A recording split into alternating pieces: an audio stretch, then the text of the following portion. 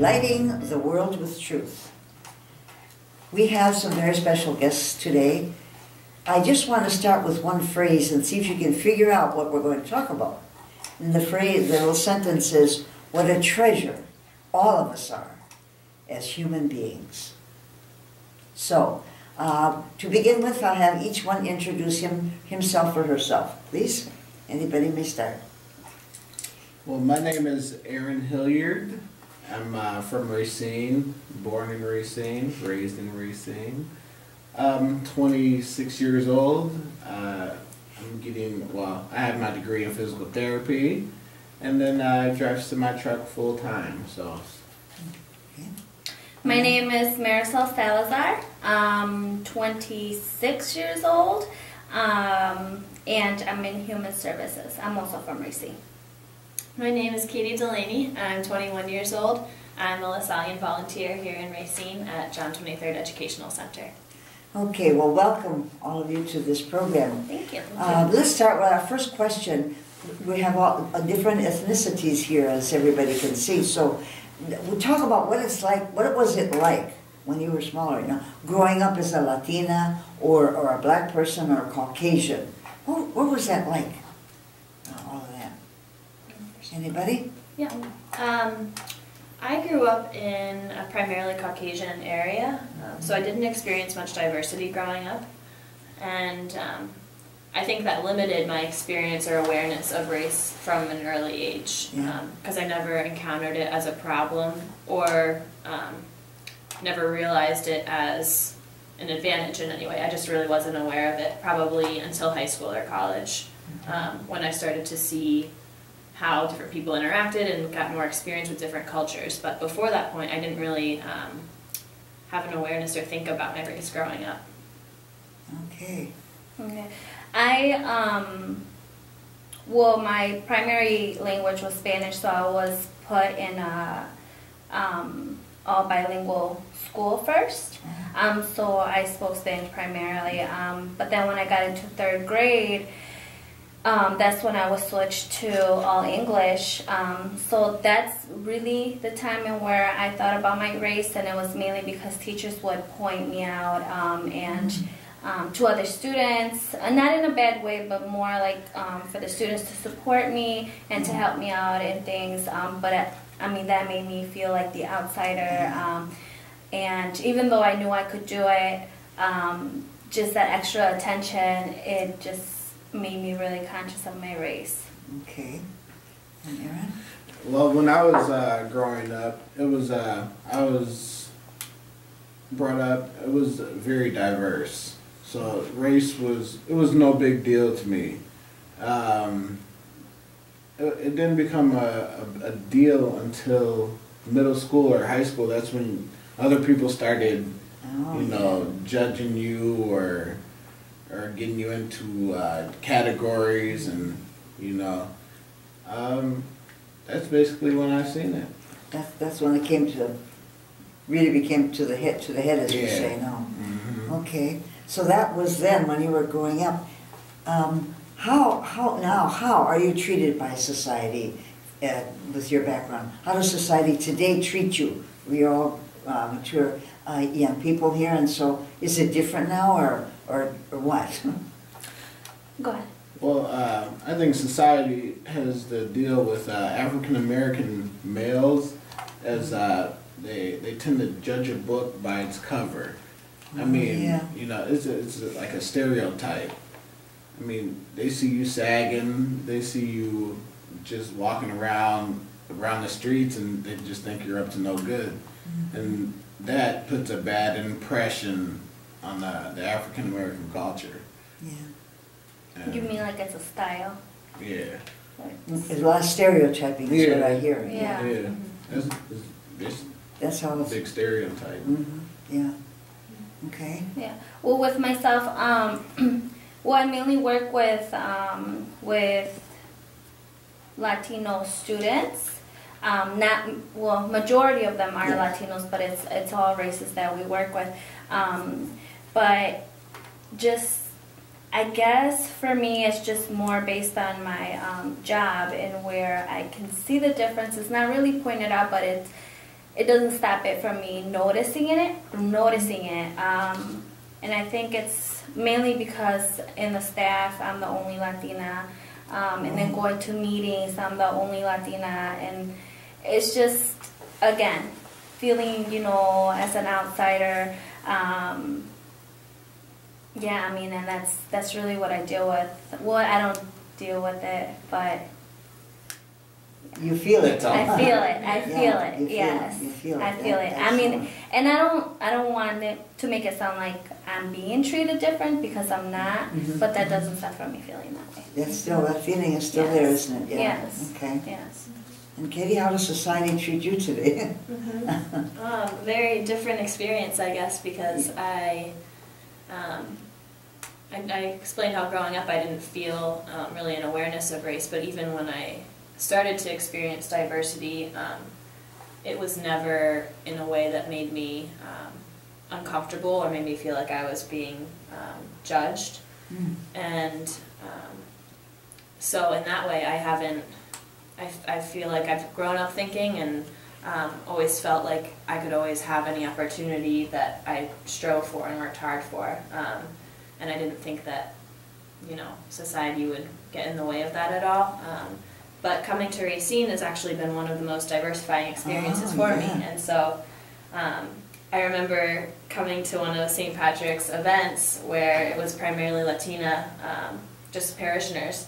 And it was for the first time where I didn't know how to eat the food, or I didn't understand the culture and like what kind of dancing they were doing or the music I couldn't sing along with, and I was just like, whoa. And I was probably, I could count the number of white people on my hand, and that was the first time in my life that's ever happened. Oh, wow. And so I felt that like nervousness and uncomfort, and even if I wasn't being judged, I felt like, oh my God, very self-conscious of myself. Yeah.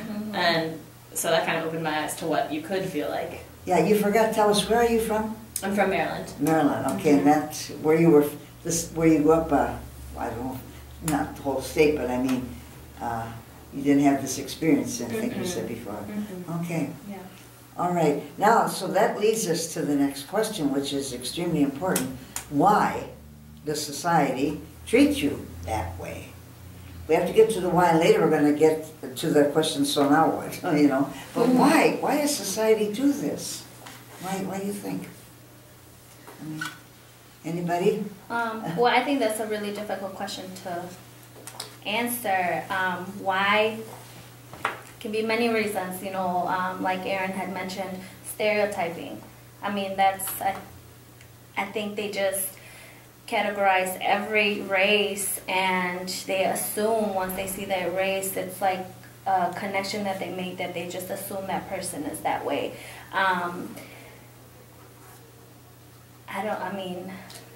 I'm assuming that's why they do it, just by stereotype is the main problem. You think that I believe so. Yes, because I think that people are different, and there is different personalities in every race, but for some reason or another, this stereotype of a certain race is, I can't explain it. It's such a hard question. Yeah, it is a hard It's question. such a hard question, yes.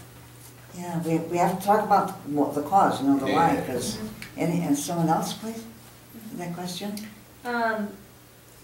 Yeah, I think it has, I mean, it just kind of blows my mind that we're still asking this question, because, but then I realize, like, Martin Luther King, you know, all these movements, Yes, while it feels like it's been so long ago, my grandparents went through them, you know, it's like people are still around to experience those. So I guess, I mean, while I hope that like things have changed, I guess if it's something you're brought up in, it's hard to change your viewpoints about things. And so I think that stems from history and from fear of people going beyond what they don't know. And I think that causes people to cling to what they do know, and just, if that's viewpoints, if that's types of people, if that's your race or your culture, and you don't want to get beyond that because of the fear of that, I think a lot of stereotypes and assumptions can be born out of that, just because you don't want to move past yourself. yeah, that's a good point, you know, we're afraid to move or change, isn't it? Yeah. For some reason. Aaron? I just feel like society is very judgmental. Yeah. upon anybody, That's true too. no matter the race Mhm. or, you know, Mhm. race or whatever is going on. Yeah, It's just the way that you, like I said, you can't judge a book by its cover. I mean, Yeah. you're just looking at somebody and then you're just like, oh, there goes the stereotype about them. They're doing this, they're doing that. We don't need that. Mhm. Or they're just like, we don't like that, we don't want to change. yeah. We haven't really looked at the person, I think, as a human being. Mhm. And made, and I will say this, in the image and likeness of God. Whether people believe in religion or not makes no difference, you know, but we don't look at the human person. It's really very sad, you know. So that's the way we're talking about society. Now my next question though is, how do you look at others? From your own race, from your own viewpoint and all that, how do you look at others then?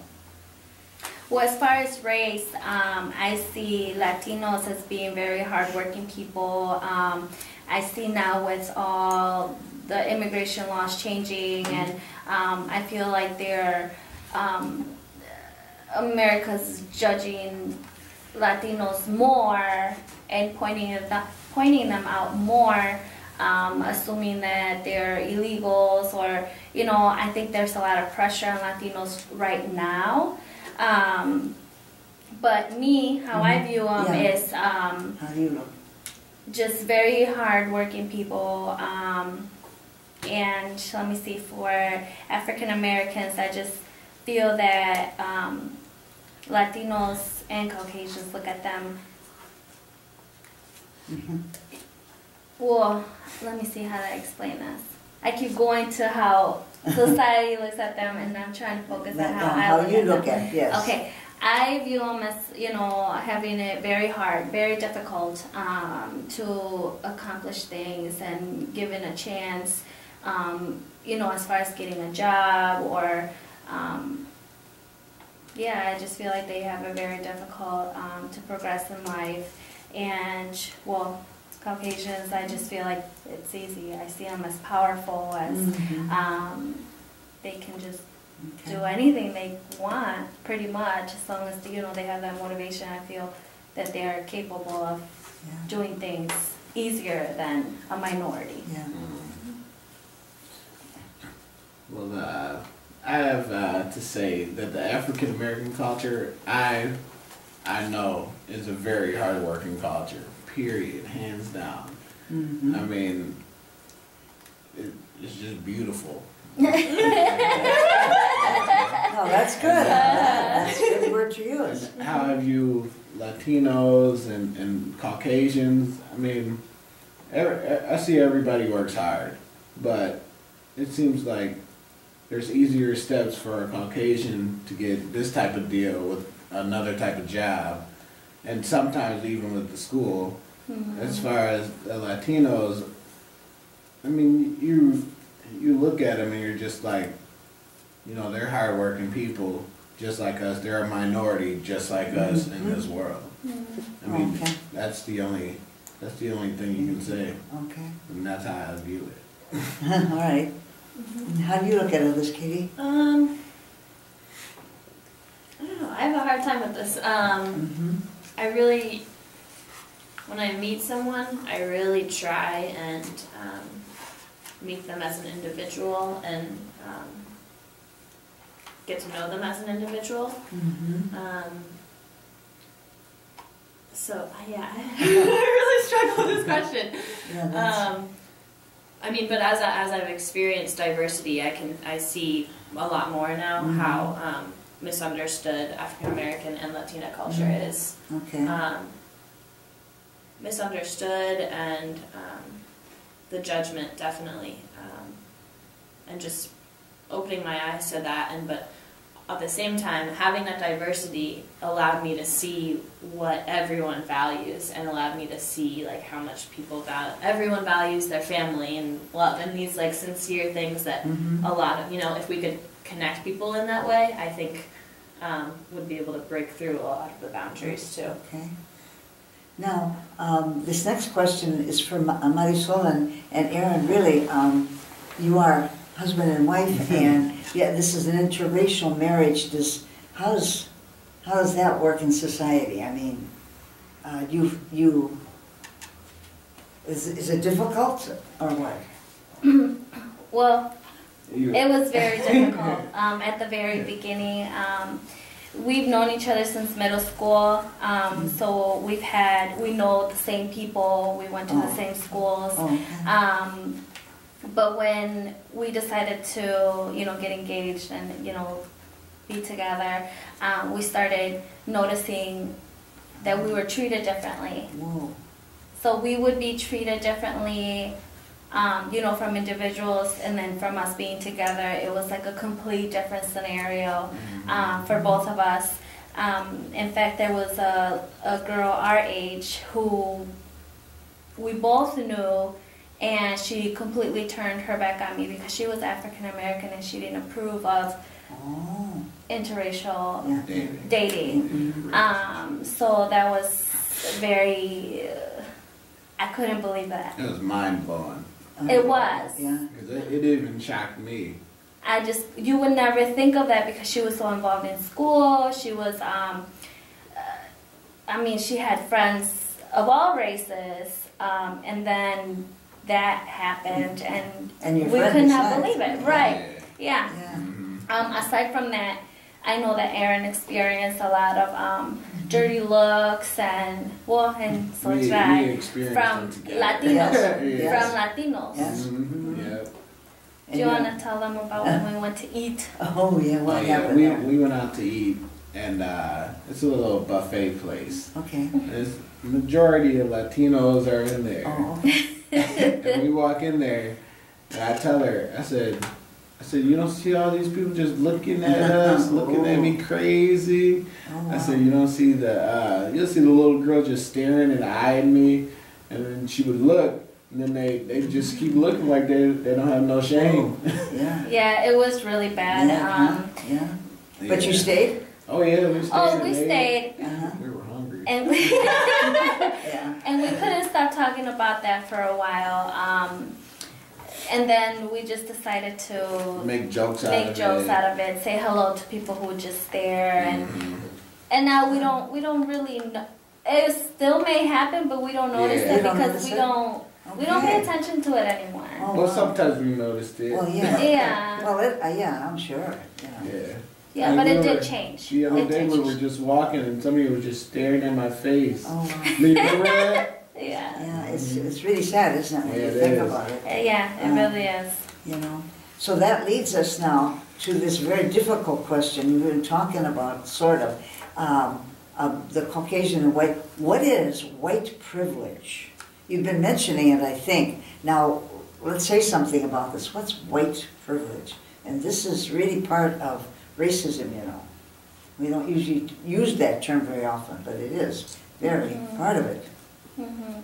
White privilege. I think it's like white people have it easier, like I had mentioned before. Going back to what I had mentioned about the staff being mainly Caucasians, I just feel like and I guess I shouldn't say they, but it's Some. just some just have it easier, and it feels like there's more out there, more opportunities, and it's almost frustrating, and I always try to think that I have the same privileges, but I mean in reality I know I have to work twice as hard to get where they are. So I think, well, it goes on still. Yeah. Yeah. And In your work, what, I don't know. Or go ahead. my job. On your job, do you notice anything or? I mean, it's predominantly white. Oh, it I mean, is? they have to have a certain amount of minority. They have to have a certain percentage of minority people working there.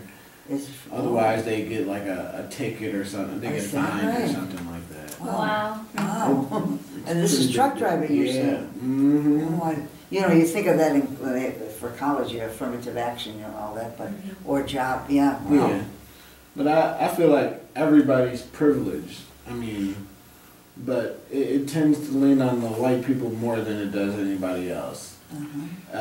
With that being said, I looked at a book this morning that had like state representatives and office workers, and Yeah? you don't see nothing but Caucasian people in there. Yeah. And if you see one or two white or Hispanics in there, and black or Hispanics in there, Yeah. you're just like, wow. I mean, you want to read about them, know their name, their history, and how they get there. Yeah. Because we are, as an African American, we're always thinking, how did they get there? They had to know somebody in order to get there.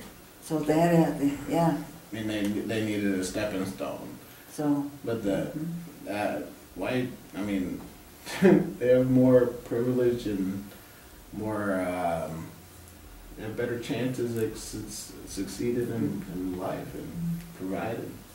now, how do you feel about that now? Mhm. Do you see it? Do you feel it? Have you experienced it?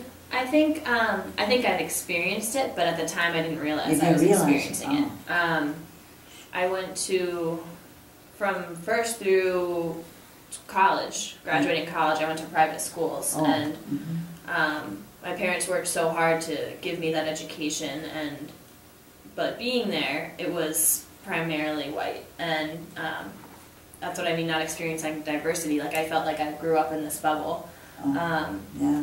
And it is until being out of it that the awareness of it came about, and I realized, and it was actually before coming to Racine, as being a volunteer, we did this diversity training. Oh, And so we stood in a line, and the director asked us numerous questions. They said, if you're white, take a step forward. whoa. If you're a man, take a step forward. If you grew up with one parent, take a step backward. So it was just these kind of Oh, different questions that brought to light what privileges you have, and that was eye-opening, just like oh, yeah. really seeing, and it's so unfair because it's how you're born, and that the fact that that's still, it's some of it's completely out of your hands. Well, yeah. So I think it definitely still exists, and I think it stems from just the history of where power has been and people not wanting to relinquish that.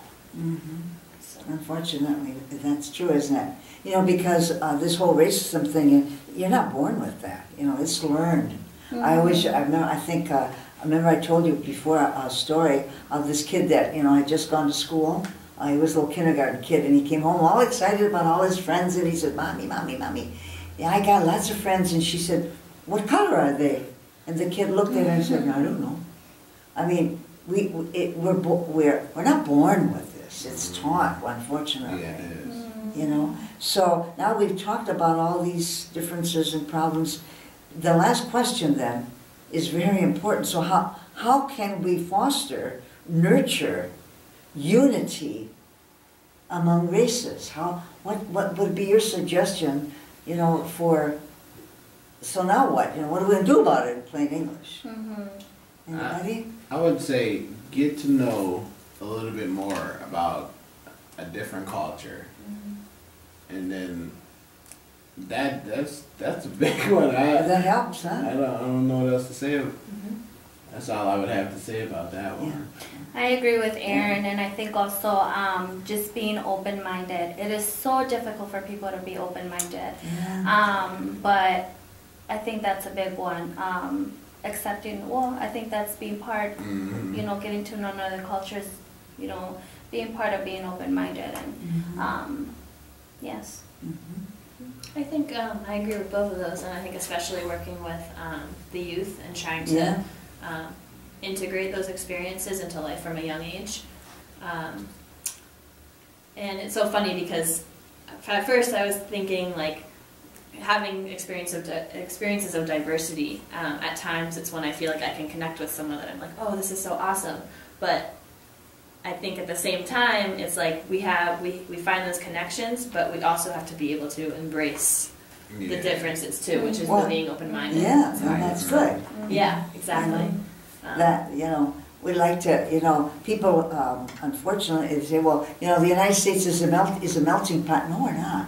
I don't think that's a good way to look at this country and different races. This is a melting pot because not everybody's all in one. That's not true. Diversity is good.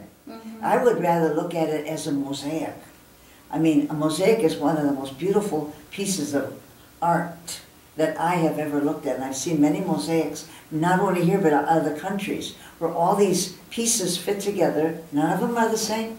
I mean, they fit together. The colors are completely different, each one, and that's what makes the beauty of this mosaic. So I think we have to look at this country as a mosaic. You know, it's very important. And none of you are mamas and daddies yet, but you will be. And you know, this is important for your children. You know, to learn this from you, so that they, you know, can see this and have them open up to you and all that. So, well, thank you so much for doing this, and we'll remember what a beautiful mosaic we are part of, all of us, and be sure that we live this in our life. And all who are listening, just remember, once you know the truth, you are responsible for it. Thank you again. Thank you.